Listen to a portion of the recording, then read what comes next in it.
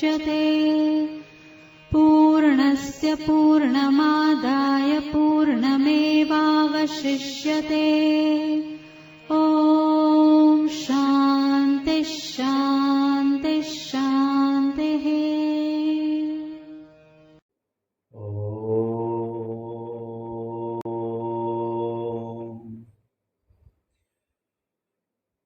योऽन्तः प्रविश्य मम वाचमिमां प्रसुप्तां सञ्जीवयत्यखिल शक्तिधरस्वधाम्ना।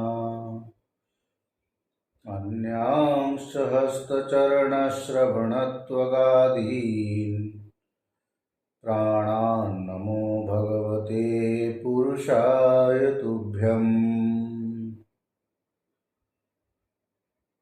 वंशीविभूषितकरानवनीरदाभात् पीताम्बरादरुणबिम्बफलाधरोष्ठात्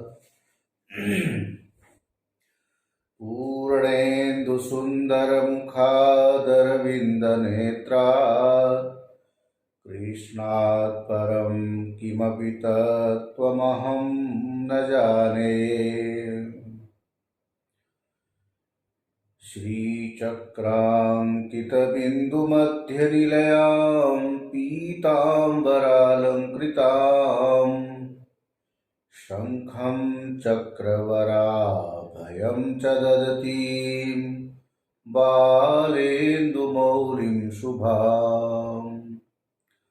सिंहस्योपरि संस्थितां त्रिनयनां मूकासुरच्छेदिनीं श्रीकोलापुरवासिनीं भगवतीं ध्यायामि मूकाम्बिकाम्।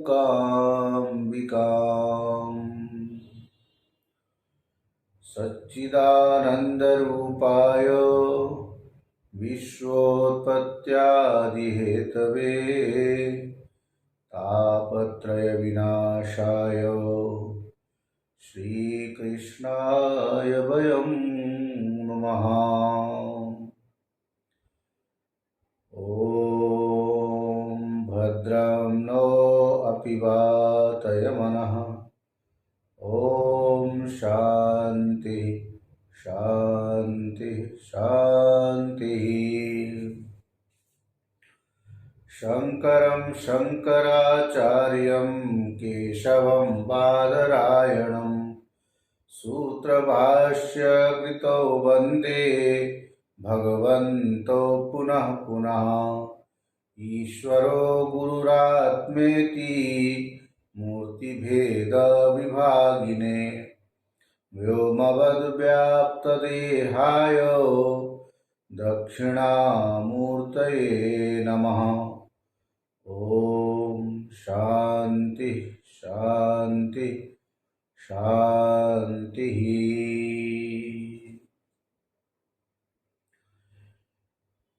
शिवाय नमः। ॐ शिवाय नमः। ॐ शिवाय नमः। ॐ नमः शिवाय। हराय नमः। ॐ हराय नमः। ॐ हराय नमः। ॐ नमो हराय।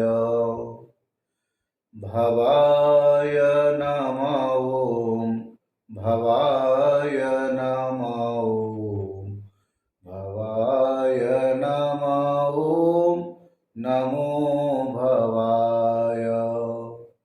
मृडाय नमः। ॐ मृडाय नमः। ॐ मृडाय नमः। ॐ नमो मृडाय।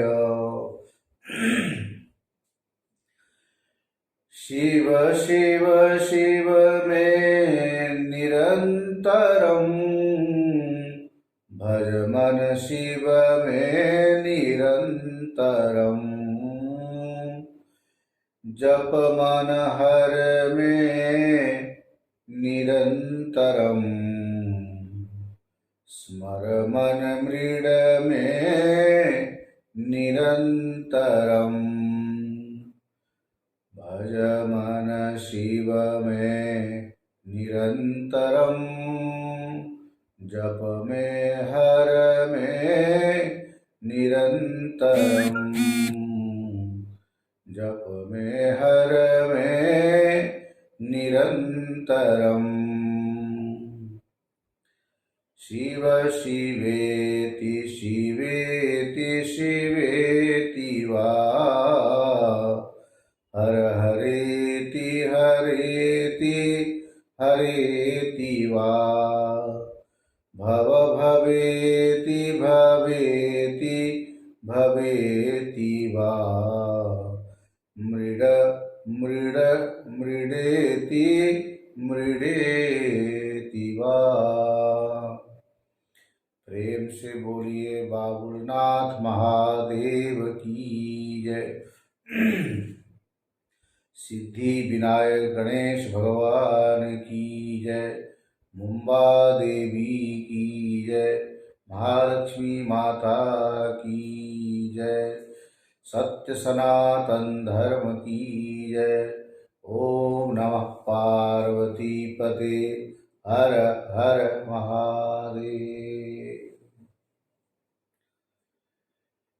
परमात्मा की असीम अनुकंपा से श्री प्रेमपुरी आश्रम ट्रस्ट द्वारा आयोजित इस दैनिक सत्संग के प्रवाह में अवगाहन करने के लिए हम सब उपस्थित हैं। जैसा कि भीष्म स्तुति इस विषय को लेकर हम लोग सत्संग कर रहे हैं। इस YouTube के माध्यम से भारत में ही नहीं अपितु विश्व के कोने कोने में जो भी सत्संग के जिज्ञासु हैं उन सब के लिए इस YouTube के द्वारा आप सब लाभ उठा रहे हैं, लाभान्वित हो रहे हैं।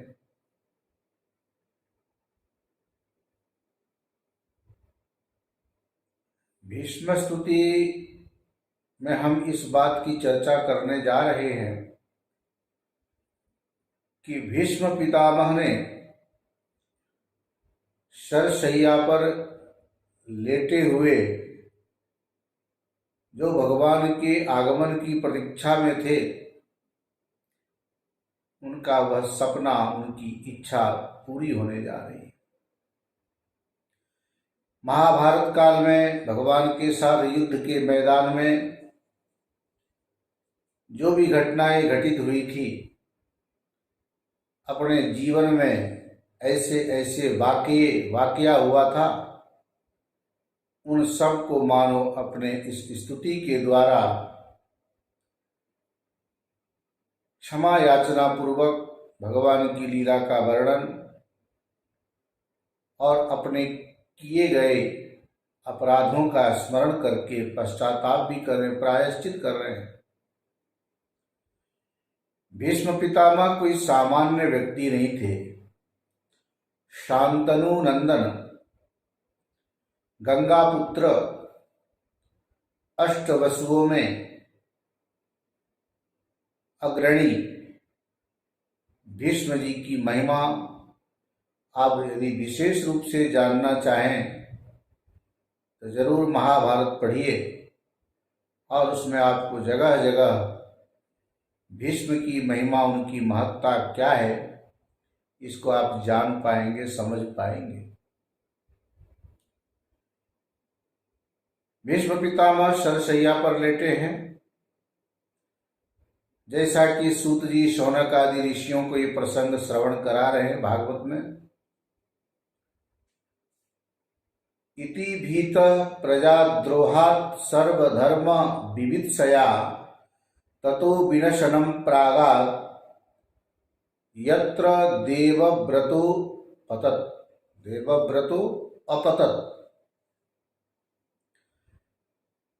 क्योंकि बड़े मुश्किल से जिस राज्य की प्राप्ति हुई थी, दुर्योधन से युद्ध करके विजयी हुए थे, ऐसे अजात शत्रु, कुंती के ज्येष्ठ पुत्र, पांडवों के बड़े भाई, जो अपने धर्म में स्थित रहते थे, ऐसे धर्मराज पुत्र, धर्मराज स्वरूप, धर्म स्वरूप महाराज युधिष्ठिर प्रजाद्रोह से भयभीत हो गए। राजा को यदि ये मन में आ जाए कि हमारी व्यवस्था से, हमारे शासन तंत्र से प्रजा में कदाचित बगावत हो गई, तो कोई समस्या न खड़ी हो जाए। बगावत का मतलब ये द्रोह करना, विरोध करना, उर्दू का शब्द है। अब ये हमारे उत्तराखंड में, हरिद्वार में, कुंभ मेला में तुकबंदी पूर्वक लोग बोला करते हैं, क्योंकि निवर्तमान मुख्यमंत्री त्रिवेंद्र सिंह रावत हैं। वर्तमान में अभी नवीन मुख्यमंत्री तीरथ सिंह रावत बने। राशि नाम भी एक जैसे, सरनेम भी एक जैसे का, एक रावत आवत है, एक रावत जावत है। जो रावत आवत है उसकी भी यही कहावत है, नहीं तो बगावत ही बगावत है। कहने का मतलब है, राजा लोक रंजनात्, प्रजा को रंजन करे, आनंदित करे, यही राजा की विशेषता होती है। महाराज युधिष्ठिर इस समय प्रजाओं के अंदर विद्रोह पैदा न हो जाए, इससे डर करके, भयभीत होकर के सर्वधर्म विविधशया, सर्व शब्द का प्रयोग इसलिए किया क्योंकि धर्म अपने आप में पूर्ण है, लेकिन देखा जाए तो अन्य धर्म भी इसमें आ जाए, इसलिए सर्व शब्द का प्रयोग किया। मानो राजधर्म, युद्ध धर्म, वर्ण धर्म, आश्रम धर्म, इस तरह के अनेक धर्मों की जानकारी की इच्छा से, धर्म ज्ञान की प्राप्त करने की इच्छा से, जैसा कि गीता के पहले अध्याय में पहले श्लोक में आता है, धर्म क्षेत्रे कुरुक्षेत्रे, ऐसे धर्म के जानने की इच्छा से, धर्म तत्व क्या है इसकी जिज्ञासा को लेकर महाराज युधिष्ठिर कुरुक्षेत्र में वहां जाते हैं जहां भीष्म पितामह सरशैया पर लेटे हैं, बाण की शैया पर लेटे हुए। ततो विनशनम प्रागाद यत्र देवव्रतो पतत्, प्रजाद्रोह से भयभीत थे, इसलिए कुरुक्षेत्र की उन्होंने यात्रा की। शौनक आदि ऋषियों, उस समय उन सब भाइयों ने, पांडवों ने यथोचित जैसे यात्रा करनी चाहिए उसके अनुसार सवारी देकर, साथ में व्यास, धौम्य आदि ब्राह्मण भी थे, और अर्जुन के साथ भगवान श्री कृष्ण भी रथ पर चढ़ करके गए। वहां चले जहां भीष्म पितामह सरसैया पर लेटे कुरुक्षेत्र में। उस समय की यात्रा का यहाँ वर्णन किया है, कैसी उनकी स्थिति थी। दृष्ट्वा निपतितं भूमौ दिवश्चितं इवामरं, प्रणेमु पांडवा भीष्मं सानुगाः सहचक्रिणा।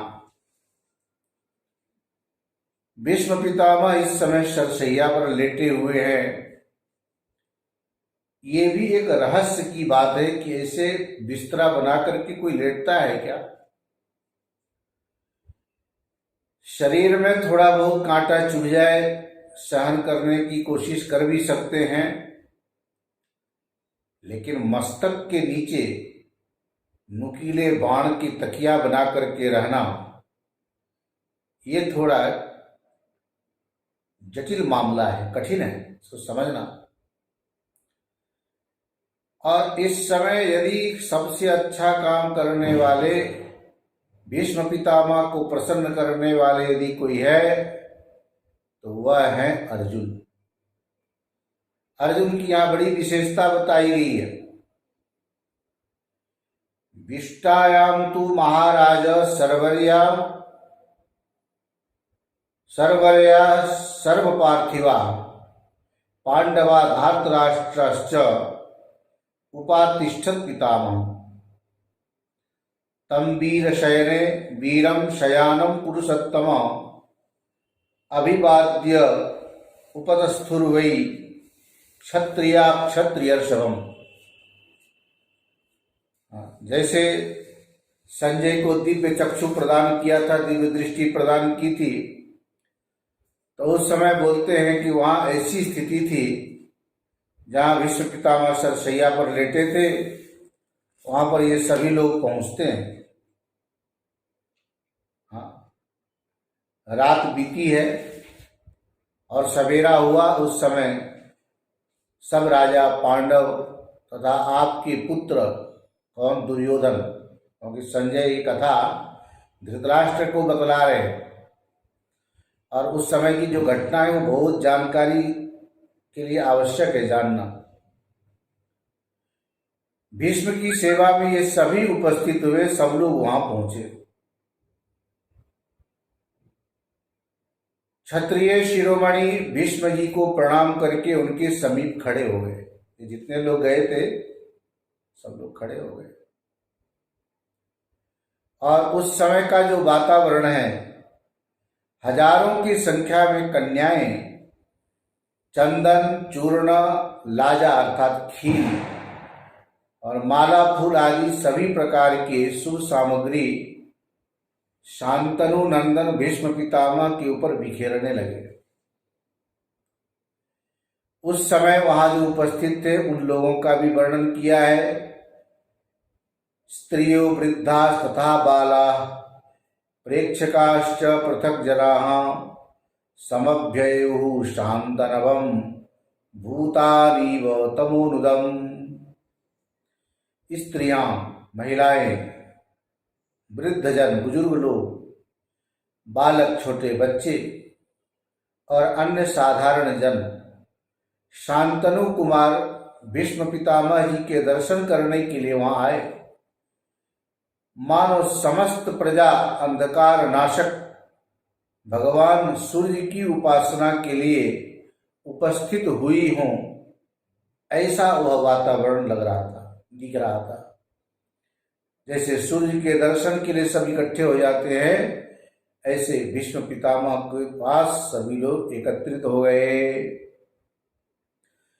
तूर्याणि शतसंख्यानि तथैव नटनर्तकाः शिल्पिनश्च तथा जगमु पुरवृद्धं पितामहम्। सैकड़ों बाजे बजाने वाले नट, नर्तक, बहुत से शिल्पकार, कलाकार कुरुवंश वृद्ध पुरुष पितामह भीष्म के पास आए। उपारम्य च युद्धेभ्य संज्ञान् विप्रमुच्यते आयुधानि च निक्षिप्य सहिता कुरु पांडवा अन्वासन्त दुराधर्षं देवव्रतम् अरिन्दमम् अन्योन्यं प्रीतिमन्तस्ते यथा पूर्वम यथा वयौ। कौरव एवं पांडव युद्ध से निवृत्त होकर और अपने कवच खोलकर जितने भी उनके हाथ में अस्त्र शस्त्र आदि थे सबको डालकर एक जगह रखकर और पहले की भांति बड़े प्रेम भाव से, प्रेम भाव की अवस्था बनाए हुए, छोटा कौन बड़ा कौन इन सबको क्रम पूर्वक रखकर यथोचित ये सभी के सब कहाँ गए, भीष्म पितामह के समीप में बैठ गए। सा पार्थिव शता किरण समेतिर्भीष्म शोभिता सुषुवे भारती दीप्ता दिवीवादित्य मंडलम। सैकड़ों राजाओं से भरी हुई और भीष्म से सुशोभित हुई उस भरत वंशियों की दीप्तिशालिनी सभा, इतनी ज्योतिर्मयी थी वह सभा, आकाश में सूर्य मंडल की भांति जैसे वह ज्योति शोभायमान होती है, उसी प्रकार से रणभूमि में ये शोभा पाने लगे। विभवौ च नृपाणां सा गंगा सुतमुपासतां देवानां इव देवेशं पितामहम् उपासताम्। गंगानंदन गंगा पुत्र भीष्म पितामह के पास बैठे राजाओं के जो मंडली है, देवेश्वर ब्रह्मा जी की उपासना करने वाले देवताओं के समान सुशोभित हो रही थी उन राजाओं की मंडली। सब लोग वहां बैठे हुए थे। शराभितप्त कायोपि शस्त्र संपात मूर्छित पानीयम इति संप्रेक्ष्य राज्यस्थान प्रत्यभाषत। अब यहां से टू द पॉइंट की जो बात की जाती है उस पर जरा ध्यान दीजिए। अभी तक तो हमने जैसा श्लोक था उसके अनुसार जो अर्थ लिखा है बता दिया, क्योंकि ये कथा वैशंपायन जी जनमेजय को श्रवण करा रहे थे, उस समय की ये प्रसंग है। भीष्म पितामह जी बाणों से बिधे हुए हैं, बिस्तरे पर बाण के शैया पर लेटे हुए हैं, कितने पीड़ा हो रही होगी आप इसकी कल्पना कीजिए। और इस समय जैसे सांप फुंकार मारता है इस तरह से भीष्म पितामह के श्वास की गति अत्यंत तीव्र गति से चल रही थी। लग रहा था कि प्राण निकल जाएगा, लेकिन निकलने वाला तो था नहीं। आपने श्रवण किया पहले भी, जिनको इच्छा मृत्यु का वरदान मिला है वह भला ऐसे सामान्य रूप से थोड़ा ही प्राण छोड़ेंगे। इस समय और लंबी सांस खींच रहे हैं और अपनी वेदना को बड़े धैर्य पूर्वक सहन कर रहे हैं। पिछले प्रसंग में हमने आप सबको याद दिलाया था, सामर्थ्यवान होकर के भी अच्छे मार्ग में चलना मुश्किल है, और अच्छे मार्ग में चल करके जब हम असमर्थ हो जाते हैं उस समय कैसी भगवत कृपा होती है। यदि इसको जानना है तो आपको जरूर भीष्म स्तुति पढ़ना चाहिए, समझना चाहिए। इससे आपको पता चल जाएगा परमात्मा की कैसी कृपा होती है हमारे ऊपर। कहने के लिए कहते हैं जब भाग्यशाली होता है ना आदमी, कुछ भी करे। आप लोगों ने सुना था भाग्योदय न बहुजन्म समर्जिते न। सत्संग की प्राप्ति होती है तो सत्संगी लोग एक दूसरे के बारे में, अपने बारे में यही कहते हैं कि हमारा बड़ा सौभाग्य है, अहोभाग्य है कि आज मुझे ऐसा सत्संग करने का अवसर मिला जिससे हमें विवेक की प्राप्ति होगी और हम आत्मकल्याण की ओर बढ़ पाएंगे। लेकिन लोक में भाग्योदय प्रायः उन लोगों के लिए प्रयोग किया जाता है जिनको सांसारिक वैभव की प्राप्ति हो, संसार के वस्तुओं की प्रचुर मात्रा में उपलब्धि हो, तब बोलते हैं कि वो बड़ा भाग्यशाली है। बड़े पद पर पहुंच जाना, संसार के वस्तुओं को प्राप्त कर लेना, ये भी एक लौकिक दृष्टि से भाग्यशाली का ही परिचायक है। लेकिन अध्यात्म में ठीक इससे विपरीत परमात्मा की तरफ चल देना, अध्यात्म मार्ग में जुड़ जाना, आत्मकल्याण के लिए प्रयासरत रहना, ये वास्तव में भाग्य का परिचायक माना गया। भीष्म पितामह ने कितना बड़ा त्याग किया, कितनी बड़ी प्रतिज्ञा की। कोई सामान्य व्यक्ति तो थे नहीं, इनके ऊपर भगवान की कृपा नहीं होगी थी किसके ऊपर होगी। भीष्म पितामह कितने भोले हैं, कितने सरल हैं। उनकी जीवनी के बारे में आप जानोगे, पढ़ोगे तो मालूम पड़ेगा क्या ऐसा भोलापन हम लोगों के जीवन में आ सकता है। ऐसी रिजुता, सरलता अकुटिलता आ सकती है क्या, निष्कपटता आ सकती है, जैसा कि भीष्म पितामह के जीवन में दिखाई दे रहा है। हम लोग सत्संग करते हैं शास्त्रों के माध्यम से, लेकिन इस बात पर हमें जोर जरूर देना चाहिए कि इन कथाओं को श्रवण करके, कहानियों को पढ़ करके, इतिहास को जान करके हम क्या सीखते हैं, हमारे जीवन में किस प्रकार का परिवर्तन होता है या होना चाहिए, ये जरा गौर करने की बात है, इस पर ध्यान देने की बात है। हमने सुना दिया, आपने सुन लिया, ये एक अपनी जगह है, लेकिन हम इसको सुना करके अपने जीवन में कितना उतारते हैं और सुन करके हम अपने जीवन में इसको कितने आचरण में ला पाते हैं, ये बहुत ही महत्वपूर्ण बात है, ये होना चाहिए। भीष्म पितामह सरसैया पर लेटे हैं, हम लोगों को तो बात बात में बाण लग जाता है, हृदय में पीड़ा होती है।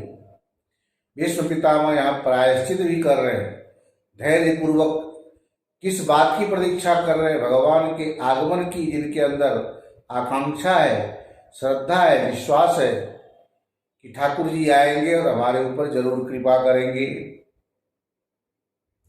इसलिए यहाँ पर बाणों के जलन से सारा शरीर जल रहा था,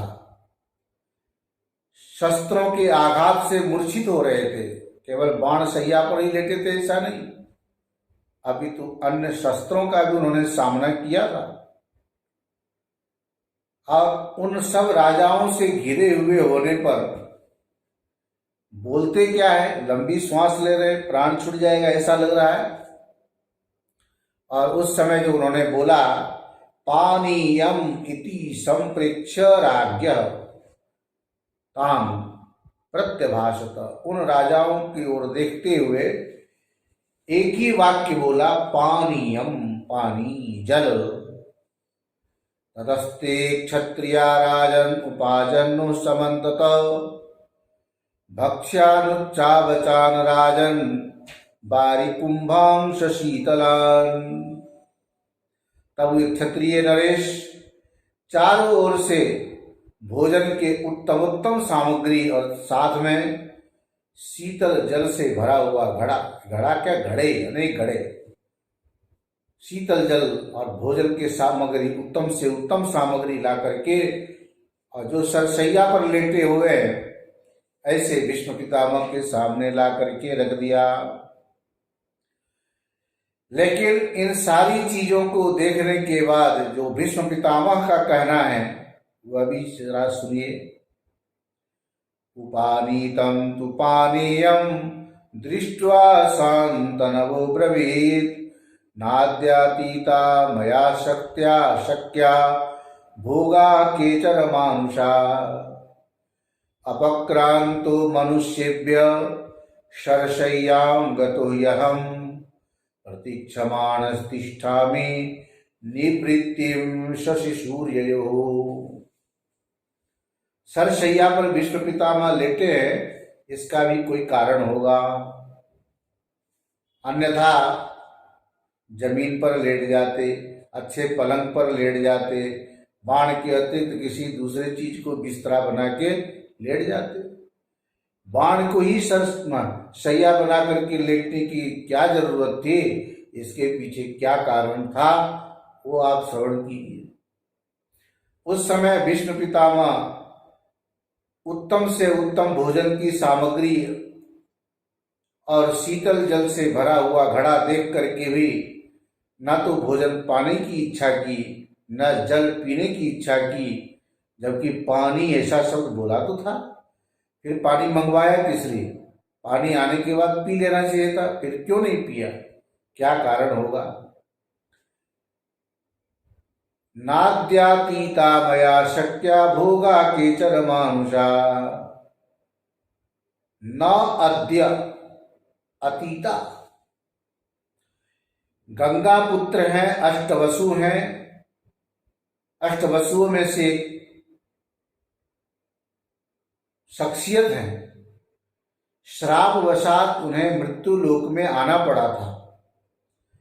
अब उस श्राप के भोग को भोग कर शापित हुए थे, जो श्राप समाप्त हो चुका है, अब अपनी इच्छा से इस मनुष्य लोक के वस्तुओं को प्राप्त करने की इच्छा नहीं रह गई उनके मन में।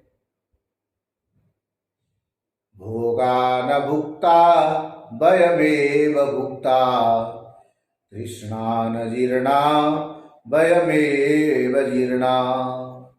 प्राय ऐसा ही तो होता है। हम लोगों को मरते दम तक लगता है इतनी चीज खा लूं, इतने पहन लूं। जो अभी तक खाए पिए उसका कोई महत्व नहीं, और हो जाए मिल जाए, ये भी एक आसुरी वृत्ति का ही स्वरूप है। जब जीवन में अनेक प्रकार का अनुभव हो जाए तो अंतिम में अपने चित्त वृत्ति को एकाग्र करके परमात्मा की ओर लग जाना चाहिए। इसी में बुद्धिमत्ता है। नहीं तो प्रायः संसार के भोगों को भोगने के बाद भी आदमी तृप्त नहीं हो पाता और परेशान रहता है।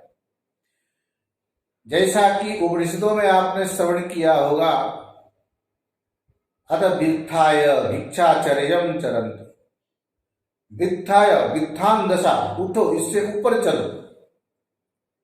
बहुत रह लिए बम्बई में, बहुत आपने उपभोग कर लिया सांसारिक वस्तुओं का, अनेक लोगों से मिले, दोस्तियां हुई, दुश्मनी भी हुई, अपने भी बने, पराये भी बने, और जब तक रहोगे इस शरीर के साथ संबंध बनता ही रहेगा, बिगड़ता ही रहेगा। लेकिन इसका अंतिम परिणाम क्या होना है? शरीर छूट जाना है और ये सारे रिश्ते, दोस्ती, दुश्मनी भी समाप्त हो जाने वाले हैं। फिर हम किस आश में जीते हैं, किस चीज को देखने की इच्छा से इस शरीर को हम बनाए रखना चाहते हैं? है ना आश्चर्य की बात। विश्व पितामह सरसैया पर लेट करके अब ये दिखा रहे हैं कि बाण और पृथ्वी के बीच में जो ये गैप है, मानो मैं पृथ्वी से ऊपर उठ चुका हूं। पार्थिव शरीर में रह करके, पार्थिव वस्तुओं का उपभोग करके हमने पूरा अनुभव कर लिया है। अब ये मनुष्यों के द्वारा उपभोग किए जाने वाले, मनुष्यों के काम में आने वाले पदार्थों का प्रयोग मैं अब नहीं करूंगा। अर्थात अब मेरे इससे ऊपर की स्थिति है, इसलिए इस पृथ्वी लोक में पृथ्वी से उत्पन्न होने वाले अन्न आदि अथवा पृथ्वी के लोगों के पीने के योग्य जो जल है, पानी है, उसका मैं उपभोग नहीं करूंगा। नाद्यातीता मया शक्या भोगा केचन मानुषा, अपक्रांतो मनुष्येभ्य शरशय्यां गतो हि अहम् प्रतीक्षमाणस्तिष्ठामि। अब हमें ऊपर की ओर जाना है, जिसके लिए हम प्रतीक्षा कर रहे हैं। ऐसे निवृत्ति मार्ग उत्तर पथ पर आने वाले कौन? सूर्य और चंद्रमा जब आएंगे उन्हीं की प्रतीक्षा में अब मैं यहाँ रुका हुआ हूँ। क्योंकि उससे पहले भीष्म पितामह ने महाभारत युद्ध को टालना, कौरव और पांडवों के बैर भाव को मिटाना, कर्ण को समझाना, दुर्योधन को समझाना, जहां से भी उनको बन पड़ा, कोई भी कोशिश करने में उन्होंने कसर नहीं छोड़ी। अभी हम लोग बोलते हैं भगवान थे, युद्ध को टाल सकते थे। ये सीख हम लोगों को देने की जरूरत नहीं है। जो भगवान सृष्टि बना के चला रहा है, समाप्त कर देता है, जिनके लिए संसार खिलौने के समान है, तो हम उनके खिलौने और हम ही उनको उपदेश देने लग जाए, ये तो हमारी अज्ञानता है। हमें ये सब नहीं बोलना चाहिए। परमात्मा को सब पता है कब क्या कैसे क्या करना है। इसलिए भगवान थे, युद्ध टाल सकते थे, तो ऐसा बोल करके हम लोग थोड़ा अपराध करते हैं। ये बोलने का हमारा कोई हक नहीं बनता है, हमारा अधिकार नहीं है, और हम इतने निपुण नहीं हैं। भगवान तो भगवान ही है और हम एक सामान्य जीव है। इसलिए भगवान की कृति को लांछन लगाना, उनके लिए कोई टिप्पणी करना, ये उचित नहीं है। ये जरूर हम सबको समझना चाहिए। प्रतीक्षमाणस्तिष्ठामि निवृत्तिं शशिसूर्ये। एवमुक्त्वा शान्तनवो निन्दन् वाक्येन पार्थिवन् अर्जुनं द्रष्टुमिच्छामि इत्यभाषत भारत। ऐसा कहकर के शांतनु नंदन भीष्म जी ने अपनी वाणी के द्वारा उन राजाओं की निंदा की कि तुम लोगों के अंदर ये सामर्थ्य नहीं है कि पृथ्वी लोक से हट करके जो जिस वस्तु की मेरी इच्छा है, जिसको मैं पाना चाहता हूं, वो तुम लोगों के वश की बात नहीं है, अर्थात तुम लोग असमर्थ हो, तुम्हारे अधिकार से बाहर की बात है। इसलिए इस समय मैं अर्जुन को देखना चाहता हूं, जिसके प्रति विश्वास होता है ना, आपके आसपास में कोई कितने भी रहे, जिस समय अंतिम घड़ी आती है उस समय जिसके ऊपर आंतरिक विश्वास होता है यही हमारा काम कर सकता है, यही मेरा बेड़ा पार कर सकता है, उसको देखने की बड़ी इच्छा होती है और वो सामने आ जाए ना तो बड़ी प्रसन्नता होती है। भीष्म पितामह ने अर्जुन के पुरुषार्थ, अर्जुन के प्रभाव, उनकी शूरता, वीरता वो जानते थे। अर्जुन है कौन आप लोग भी जानते हो और अभी बताएंगे भी। आप भीष्म पितामह जी स्वयं परिचय देते अर्जुन के बारे में। अथोपेत्य महाबाहु अभिवाद्य पितामहम् अतिष्ठत् प्राञ्जलि प्रभु किम करोमीति चाब्रवीत्। उसी समय महाबाहु अर्जुन भीष्म पितामह के पास आकर के उन्हें प्रणाम करके हाथ जोड़कर खड़े हो गए और विनय पूर्वक बोला कि मेरे लिए क्या आज्ञा है, मैं कौन सी आपकी सेवा करूं, क्या सेवा करूं। उस समय अर्जुन को देख करके भीष्म पितामह कितने प्रसन्न हुए।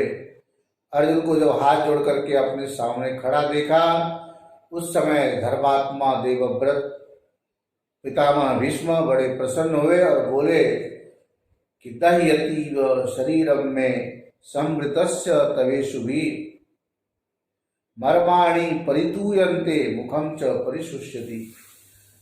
शरीरम में संवृतस्य तव ईशुभी, तुम्हारे द्वारा दिए गए ये जो सरसैया है, बाण की सैया, इससे इस समय में बहुत पीड़ित हो रहा हूं। मर्माणि परिदूयन्ते, सारे शरीर टूट रहे, मर्म स्थान में पीड़ा हो रही है। और मुखम च परिशुष्यति, मुंह मेरा सूख रहा है। ये तुम्हारे बाणों का ही तो कार्य है, तुम्हें हमारे अंगों में अपने बाण बीत दिया है। इसलिए हे महाधनुर्धर अर्जुन, वेदना से पीड़ित शरीर वाले मुझ वृद्ध को तुम पानी लाकर दो। जिसने मुझे ये पीड़ा दी, उस पीड़ा को दूर करने की कला भी तुम्हारे अंदर है, तुम ही ये काम कर सकते हो। क्योंकि जिस जल की मेरी इच्छा है उस जल को प्रस्तुत करने में तुम ही समर्थ हो, सामर्थ्यवान हो, तुम्हारे सिवा कोई नहीं है। अधिज्यम बलवत् कृत्वा गांडीवं व्याक्षिपत् धनुः। महाबाहु अर्जुन अच्छा कहकर और रथ पर आरूढ़ होकर के गांडीव धनुष पर बलपूर्वक प्रत्यंचा चढ़ाकर खींचने लगे। और उस समय ऐसे टंकार की गड़गड़ाहट हुई, ध्वनि गुंजायमान हुई, समस्त प्राणी राजा लोग सब डर गई, क्या हो रहा है। जहां पर सरसैया पर लेटे थे भीष्म पितामह, पांडु पुत्र अर्जुन ने सरसैया पर सोए हुए भीष्म पितामह को रथ के द्वारा ही परिक्रमा करके उनकी परिक्रमा की और अपने उस तेजस्वी बाण का संधान किया। सब लोगों के देखते ही देखते मंत्रोच्चारण पूर्वक उस बाण को पर्जन्य अस्त्र से संयुक्त करके और भीष्म के दाहिने तरफ राइट साइड में पृथ्वी पर चलाया उस बाण को बड़े तेजी से। पर्जन्यास्त्रेण संयोज्य सर्वलोकस्य पश्यता।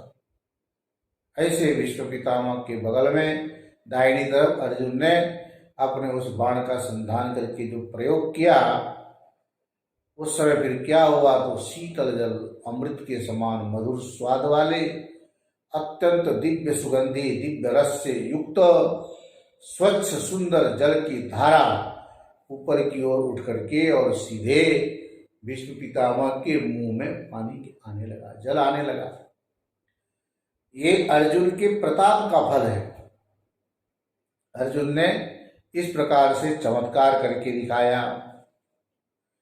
अतर्पयत ततः पार्थ शीतया जलधारया भीष्मं कुरूणाम ऋषभम दिव्यकर्म पराक्रमम। इसको बोलते पराक्रम करना। विशेष रूप से जब कोई कार्य होता है तो विक्रम होता है, और जो कार्य कोई न कर सके, सबको तिरस्कृत करके परास्त करके जो किया जाए, हाँ, सबसे हट करके जो हो, उसको बोलते हैं पराक्रम। ऐसे अर्जुन ने उन सभी राजाओं को, जो लोग पृथ्वी के ही जल से, सामान्य जल से भीष्म पितामह के पानी बोलने पर उनके प्यास बुझाने की जो चेष्टा की थी, अर्जुन ने दिव्य जल की धारा भीष्म पितामह के मुंह में गिरा करके, जलधारा प्रपात करा करके वहां पर उपस्थित समस्त राजाओं को लज्जित कर दिया, शर्मिंदा कर दिया। सभी को शर्मिंदगी होने लगी। कर्मणा तेन पार्थस्य शक्रस्येव विकुर्वत विस्मयं परमं जगमुस्ततस्ते वसुधाधिपा। इंद्र के समान अत्यंत पराक्रमी अर्जुन के उस अद्भुत कर्म से वहां बैठे हुए जितने भी राजा थे, सबको बड़ा आश्चर्य हुआ, विस्मय होने लगा।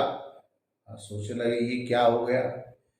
अर्जुन के ऐसे अलौकिक कर्म को देख करके समस्त कौरव पक्ष वाले जो लोग थे, कौरव लोग, सर्दी में ठंडी हवा शीतलहर से गौएं जैसे सिहरने लगती है, ठिठुरने लगती है, ठिठुरन भरी हवा से जैसे उनका शरीर कंपायमान होता है, ऐसे सर्दी के अंदर ठिठुरने वाले गौओं की तरह उन कौरवों की हालत दिखाई दे रही थी।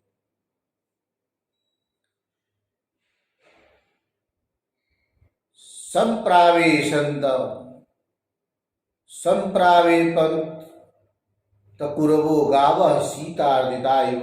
शीतार्दित, ठंडी से अर्दित होने वाली, पीड़ित होने वाले, कांपने वाले गौओं की भांति उन कौरवों की स्थिति हो गई। और उस समय जितने भी नरेश गण थे, राजा लोग, अपने दुपट्टा हिलाने लगे, ऐसा करके ऐसा लगा कि कौन से नई घटना घटी। ढोल नगाड़े बजने लगे, शंख की ध्वनि होने लगी। ऐसा सुंदर वातावरण बन गया। उस जल से तृप्त होकर के शांतनु नंदन भीष्म जी ने अर्जुन से उन समस्त वीर नरोषियों के सामने बड़ी प्रशंसा की।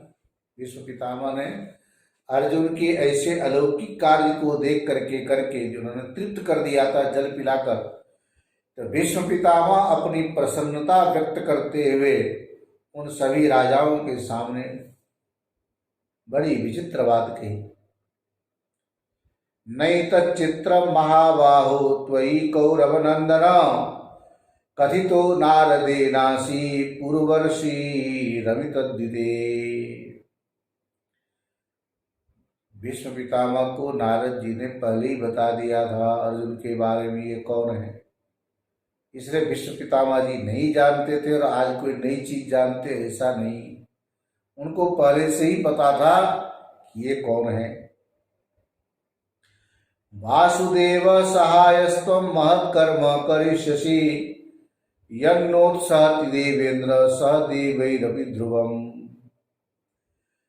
अमित तेजस्वी वीर अर्जुन, मुझे नारद जी ने पहले ही बता दिया था कि तुम पुरातन महर्षि तपस्वी, जिस पर्वत पर रह करके तप किया था सतयुग में, भगवान की अवतार नर और नारायण के रूप में, तुम वही नर हो। ये मुझे नारद जी ने पहले ही बताया था। नर और नारायण स्वरूप भगवान श्री कृष्ण की सहायता से इस भूतल पर तुम ऐसे ऐसे महान दिव्य कर्म करोगे जिन्हें निश्चय ही संपूर्ण देवताओं के साथ मिलकर के देवराज इंद्र भी करना चाहे तो नहीं कर सकते। ये उपमा इसलिए दे रहे हैं कि इंद्र के अंश से उत्पन्न होने वाले अर्जुन, जैसे कहते हैं ना कि बेटा बाप से भी आगे बढ़ गया, ऐसे अर्जुन की प्रभाव पराक्रम को देख करके इंद्र भी वहां बौना साबित होने लगे, बौना सिद्ध होने लगे। ऐसा अर्जुन का पराक्रम है। इसने कह दिया कि समस्त देवताओं के साथ मिल करके देवराज इंद्र भी तुमसे यदि प्रतिस्पर्धा करेंगे तो तुम्हें जीत नहीं पाएंगे, तुम्हारे बराबरी नहीं कर पाएंगे। ऐसे तुम्हारे अंदर अद्भुत कला है, अद्भुत कुशलता है, ऐसी शूरता और वीरता है। यन्नोत्सहति देवेन्द्र स देवैरपि ध्रुवम् विदुस्त्वां निधनं पार्थ सर्वक्षत्र सतद्विदः धनुर्धराणामेकस्त्वं पृथिव्यां प्रवरो नृषु। देखा जाए विदुस्त्वां निधनं पार्थ, ऐसे तो महापुरुष लोग दार्शनिक रूप से विश्लेषण करते हैं। भगवान श्री कृष्ण जब शस्त्रधारियों में मैं कौन हूं तो राम जी की उपमा दी है अपने बारे में, क्योंकि 10वें अध्याय गीता में भगवान ने अपनी विभूति का वर्णन जब किया तो कह दिया यद्यद विभूति मत सत्वम श्रीमद उर्जित मेवा तत्तद एव अवगच्छत्वम मम तेजोंश संभव। तेज और तेज से उत्पन्न होना दोनों में थोड़ा सा अंतर होता है। जिससे जो उत्पन्न होता है थोड़ा छोटा हो जाता है, उत्पन्न करने वाला बड़ा ही होगा। अग्नि में से चिंगारियां निकलती है, चिंगारियां अनेक होने पर भी अग्नि की समानता वाली तो नहीं हो सकती। इसलिए मम तेजो अंश संभव, जहां कहते ममैवांशो जीवलोके, और यहाँ कहते मम तेजोंश संभव। यद यद विभूति मत, जो विभूति वाली चीजें हैं, मत सत्वम, मुझसे ही संबंधित समझना। यद्यद विभूति मत सत्वम श्रीमद, श्रीमानों के अंदर जो भी तुम्हें श्रीमत्ता श्रीमानता दिखाई दे, ऊर्जित ऊर्जा आदि जो दिखाई देती है, इस प्रकार से भीष्म पितामह अर्जुन को बहुत बहुत धन्यवाद दे रहे थे, क्योंकि शीतल जल पिलाया। देवराज इंद्र भी तुम्हारी तुलना नहीं कर सकते, इतनी बड़ी प्रशंसा भी की। विदुस्त्वां निधनं पार्थ सर्वक्षत्रस्य तद्विदः धनुर्धराणाम एकस्त्वं पृथिव्यां प्रवरो नृषु। धनुर्धारियों में अर्जुन का बड़ा नाम है। जैसा कि आप लोग सुन रहे थे, 10वें अध्याय में भगवान गीता में बतला रहे हैं कि रामः शस्त्र भृतामहम्, शस्त्रधारियों में मैं राम हूं। अब राम को शस्त्रधारियों में नाम क्यों बताया? क्योंकि जब भगवान इस पृथ्वी लोक को छोड़कर साकेत की ओर जा रहे थे, साकेत धाम, अपने स्वलोक गमन के समय में लक्ष्मण, भरत, शत्रुघ्न एवं सीता, हनुमान जी सब के सब उनसे अलग हो गए, अर्थात सबको छोड़ दिया। लेकिन एक चीज उन्होंने नहीं छोड़ी और अपने साथ ही ले गए। वो क्या था? तो उसका नाम है धनुष। धनुष का कभी परित्याग नहीं किया राम जी ने। इसलिए भगवान कृष्ण ने गीता में कहा राम शस्त्र भृताम अहम। शस्त्र भृत मतलब शस्त्रधारी, यो में मैं राम हूं। यहाँ पर भीष्म पितामह ने अर्जुन को धनुर्धारियों में सबसे श्रेष्ठ कह करके कहा, बतलाया, क्योंकि ये वही अर्जुन है।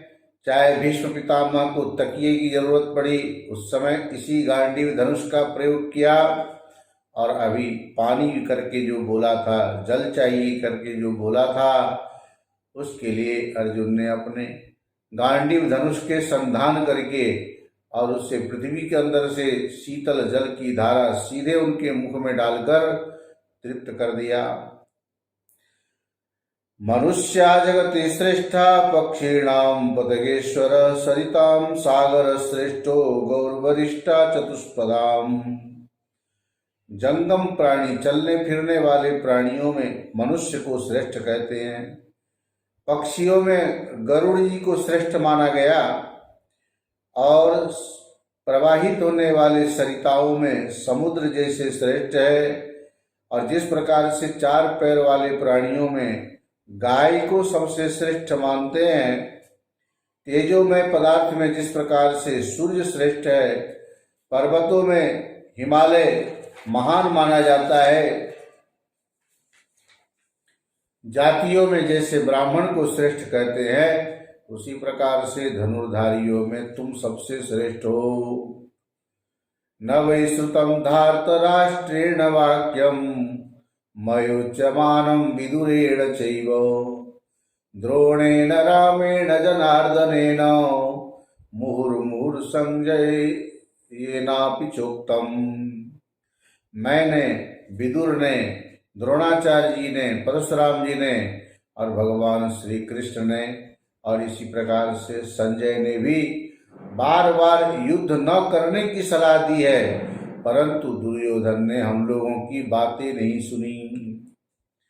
परित बुद्धि विसंज्ञ कल्पो दुर्योधनो न तच्छ्रद्धधाति सशेषते वै नीतश्चिराय शास्त्रातिगो भीम बलाभिभूता। दुर्योधन की बुद्धि विपरीत हो गई, किसी की बात इसको सुनना है ही नहीं। वह अचेत सा हो रहा है, इसलिए हम लोगों की बात पर विश्वास नहीं करता है। सचेत होता आदमी तो हितैषियों की बात पर विश्वास, पहले तो हमें ये विश्वास होना चाहिए कि सामने वाला हमारा हितैषी है, हमारे हित की बात कह रहे हैं। लेकिन ये देखो, ऐसे इसकी विपरीत बुद्धि हो गई है, हम लोगों की बात पर विश्वास नहीं करता है, शास्त्रों की मर्यादा का उल्लंघन कर रहा है, इसलिए भीमसेन के बल से पराजित होकर मारा जाएगा, रणभूमि में दीर्घ काल के लिए, हमेशा के लिए सो जाएगा।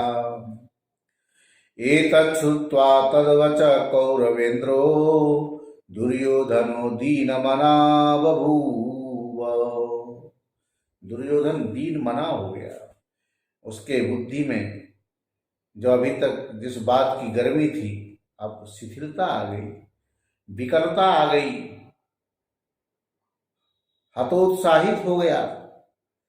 जिस युद्ध को जीतने के एक अपने आप में उसने जिद पकड़ रखी थी, जिसका संकल्प था, प्रतिज्ञा थी, आज भीष्म पितामह के कारण उनके द्वारा हतोत्साहित और शापित होने पर दुर्योधन बहुत दुखी हुआ। भीष्म जी की बात सुनकर के जो कौरवों का राजा कहलाता है, ऐसा दुर्योधन मन ही मन बहुत दुखी हुआ। उस समय शांतनु नंदन गंगापुत्र भीष्म जी ने उसकी ओर देख करके कहा, राजन, यदि तुम सुनते हैं तो मेरी बात पर ध्यान दो, और एक बात तो मेरी मान जाओ कि तुम क्रोध शून्य हो जाओ। अपने अंदर जो तुमने इतना बड़ा क्रोध पाल रखा है, इसको छोड़ दो। दृष्टम दुर्योधनैतत्ते यथा पार्थेन धीमता जलस्य धारा जनिता शीतस्यामृतगंधिनः। दुर्योधन, बुद्धिमान अर्जुन ने जिस प्रकार शीतल अमृत के समान मधुर गंध युक्त जल की धारा प्रकट की है, उसे तुमने अभी अभी प्रत्यक्ष रूप से देखा है, इसमें तो अब कोई संदेह नहीं ना। यदि तुम्हारे पीछे की घटना होती तो शायद तुम मेरी बात पर विश्वास नहीं भी करते, लेकिन इस समय तो किसी भी विटनेस, साक्षी की जरूरत नहीं है। इस समय तो तुम्हारे सामने की ये प्रत्यक्ष घटना है जो तुमने अभी अभी देखी है। इस संसार में ऐसा पराक्रम करने वाला दूसरा कोई नहीं है।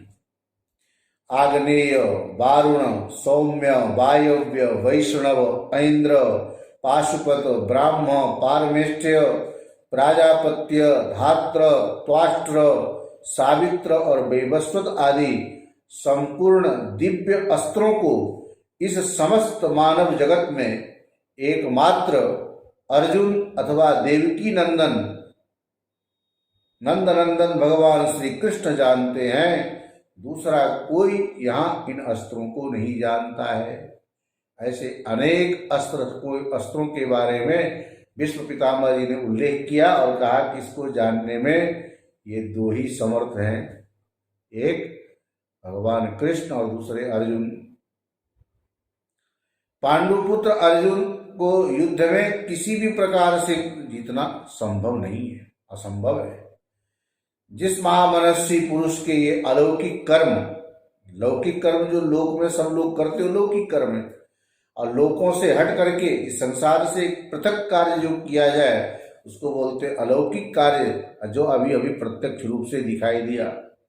जो धैर्यवान हैं, युद्ध में जिनके अंदर शूरता दिखाई देती है, ऐसे संग्राम भूमि में सुशोभित होने वाले, अपने युद्ध कला के द्वारा सबको आश्चर्य में डाल देने वाले ऐसे अर्जुन अस्त्र विद्या के विद्वान हैं। अर्जुन के साथ समर भूमि में तुम्हारी यदि अभी संधि हो जाए तो इससे अच्छी बात और क्या होगी, इसलिए विलंब मत करो। ऐसा कहकर के भीष्म पितामह दुर्योधन से कह रहे हैं कि अर्जुन के साथ संधि कर लो। अब तक जब तक अर्जुन की झुकी हुई गांठ वाले बाणों द्वारा तुम्हारी सारी सेनाओं का विनाश नहीं हो जाता, तभी तक, अर्थात उससे पहले पहले तक ये संधि हो जानी चाहिए। अर्थात तुम्हारे सेनाओं का विनाश हो ही गया तो फिर रह क्या जाएगा, इसलिए उन सेनाओं की जान भी बच जाएगी और युद्ध नहीं होगा। इससे अच्छी बात और क्या होगी। इसके लिए तुम्हें अपने तरफ से संधि का प्रस्ताव रखना चाहिए। भीष्म पितामह अर्जुन से कह रहे ये बात। जब तक युधिष्ठिर रणभूमि में क्रोध से प्रज्वलित नेत्र होकर तुम्हारी सारी सेनाओं को भस्म नहीं कर डालते, तभी तक उनके साथ तुम्हें संधि कर लेनी चाहिए। नकुल, सहदेव, पांडुपुत्र भीमसेन, ये सब मिल करके जब तक तुम्हारी सेना का सर्वनाश नहीं कर डालते, तभी तक तुम पांडव वीरों के साथ तुम्हारा जो सौहार्द है स्थापित हो जाए, उनके साथ दोस्ती हो जाए, यही मुझे अच्छा लगता है। हे तात, मेरे साथ ही इस युद्ध का भी अंत हो जाए, तुम पांडवों के साथ संधि करो। भीष्म पितामह जी प्रयाण काल में हैं, सरसैया पर लेटे हैं, शरीर छूटने ही वाला है, और उससे पहले इतना सुंदर प्रस्ताव दुर्योधन के सामने रख रहे हैं। फिर ऐसा हम लोग क्यों बोलते हैं कि यदि उस समय कृष्ण और भीष्म पितामह आदि कोशिश करते तो महाभारत जैसे युद्ध को टाला जा सकता था। आप इसको पढ़िए, तब मालूम पड़ता है कि उन्होंने अपनी तरफ से भरसक प्रयास किया है। जितनी कोशिश करनी चाहिए पुरजोर शक्ति लगा करके उन्होंने अपनी तरफ से उस युद्ध को टालने का प्रयास किया है। एतत्तु रोचतां वाक्यं यदुक्तोऽसि मया नघ, एतत् क्षेममहं मन्ये तव वै तव चैव कुलस्य च। भीष्म पितामह कह रहे, अनघ पाप रहे दुर्योधन, मैंने जो तुमसे बातें कही है वो तुम्हें रुचिकर प्रतीत हो। मैं संधि को ही तुम्हारे तथा कौरव कुल के लिए कल्याणकारी मानता हूँ। तो तुम्हारे लिए नहीं बल्कि कौरव कुल के लिए भी ये कल्याणकारी होगा यदि संधि का प्रस्ताव रखते हो। क्रोध छोड़ करके कुंती कुमारों के साथ संधि स्थापित कर लो। अर्जुन ने आज तक जो कुछ किया है उतना ही बहुत है। मुझ भीष्म के जीवन का अंत होने से तुम्हारे वैर का भी अंत हो जाए, तुम लोगों में प्रेम संबंध स्थापित हो, और जो लोग मरने से बचे हैं वो अभी अच्छी तरह से जीवित रहे, इसके लिए तुम प्रसन्न हो जाओ। ये भीष्म पितामह अर्जुन से कह रहे, दुर्योधन से कह रहे, तुम पांडवों को आधा राज्य दे दो, धर्मराज युधिष्ठिर इंद्रप्रस्थ चले जाएं। कौरवराज ऐसा करने से तुम राजाओं में मित्रद्रोही और नीच नहीं कहलाओगे और तुम्हें पापपूर्ण अपयश भी प्राप्त नहीं होगा, अर्थात यश मिलेगा। कितना अच्छा था, भीष्म पितामह की बात मान गया। आज भी लोग दुर्योधन की प्रशंसा करते, यदि उस समय दुर्योधन भीष्म पितामह की बात मान जाता। ममावसानात् शान्तिरस्तु प्रजानां संगच्छन्तां पार्थिवा प्रीतिमन्ता पिता पुत्रं मातुलं भागिनेयो भ्राता चैवं भ्रातरं प्रयितुराजन्। हे राजन, मेरे जीवन का अंत होने से प्रजाओं में शांति हो जाए। नहीं तो प्राय क्या होता है, लोग सोचते हम मरे तो सब मरे, मैं जिंदा हूं तभी तक ठीक है। ये अच्छी सोच नहीं है। महापुरुष लोग जो होते हैं ना, उदात्त विचार वाले, उच्च विचार वाले लोग, वो चाहते हैं हमारे जाने के बाद भी लोगों का जीवन बड़ा आनंदमय रहे। हमने जैसा भी जीवन व्यतीत किया ठीक है, लेकिन आने वाले पीढ़ियों को किसी भी तरह से कोई कष्ट न हो, ऐसे उच्च विचार, ऐसे जो महामना उदारवादी लोग होते हैं ना, बहुत कम देखे जाते हैं। नहीं तो सोचते हम मरे तो सब मरे और बाकी मरे भले ही हम केवल जिंदा रहे। ऐसे स्वार्थ की भावना से ओतप्रोत जो लोग होते हैं, न तो अपना कल्याण करते और किसी का कल्याण तो कर ही नहीं सकते। कोरोना काल में सबके मन में यही हुआ, मरने वाले मर रहे, बचने वाले को लग रहा है बस। एक आदमी कहने लगा, स्वामी जी टेलीविजन में देखो तो न्यूज को देख करके तो ऐसा लगता है कि अब कोरोना से कोई बच नहीं पाएगा, और जब बाजार में निकलते हैं भीड़ भाड़ देखते तो लगते हैं कोरोना किसी का बाल बांका भी नहीं करने वाला। अभी बंगाल में चल रहा है, चुनाव प्रचार खूब हो रहा है, भीड़ भाड़ हो रही है, बोलते यहाँ कोरोना नहीं है। और हरिद्वार में कुंभ मेला चल रहा है, वहाँ थोड़ा कोरोना फैलने लगा है। तो 1 अप्रैल फूल मनाते हैं ना, हाँ वो भी हो गया। और आज के भी सत्र को आप लोग बड़े मनोयोग पूर्वक श्रवण कर रहे हैं। आगे भीष्म पितामह के चरित्र संबंधी जो भी चर्चा है श्रवण कराएंगे। अभी बस इतना ही। हरि ओम। पूर्णमदः पूर्णमिदं पूर्णात् पूर्णमुदच्यते पूर्णस्य पूर्णमादाय पूर्णमेवावशिष्यते। ओम शांति शांति शांति। शंकरं शंकराचार्यं केशवं बादरायणं सूत्रभाष्य कृतौ वंदे भगवन्तौ पुनः पुनः। ईश्वरो गुरुरात्मेति मूर्तिभेद विभागिने व्योमवद्व्याप्तदेहाय दक्षिणामूर्तये नमः। ओम शांति शांति शांति।